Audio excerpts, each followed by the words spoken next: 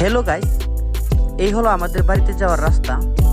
এই রাস্তাটা শিমুলিয়া ব্রিজ পর্যন্ত পাকা হলেও আমাদের কুটুরাগাঁওটা পুরাটাই ইটের সোলিং দেওয়া, কিন্তু মাঝখানে এখানে প্রায় 20 থেকে 30 ফুট জায়গার মতো কাঁচা রয়ে গেছে। এটা কিন্তু একেবারে বেহাল দশা, এটার খোঁজখবর কিন্তু কেউই নেয় না। যেমন ধরেন সারা শরীর ভালো, কিন্তু এক জায়গায় একটা ফুসুরি হয়েছে, এই কারণে কিন্তু সারা শরীর ব্যথা হয়ে যাবে। তেমনিভাবে এই রাস্তাটাও এরকম। এই রাস্তা দিয়ে প্রচুর পরিমাণে গাড়ি চলাচল করলেও এই রাস্তাটা কিন্তু অতি দ্রুত নষ্ট হয়ে যায় এবং বিভিন্ন ধরনের অটো হ্যান্ডটলি এসব কিন্তু প্রতিদিন নিত্যদিনের ঘটনা। এগুলো প্রতিদিনই উল্টিয়া একবার এই যে এই পুকুরটার মধ্যে পড়ে যেতেছে।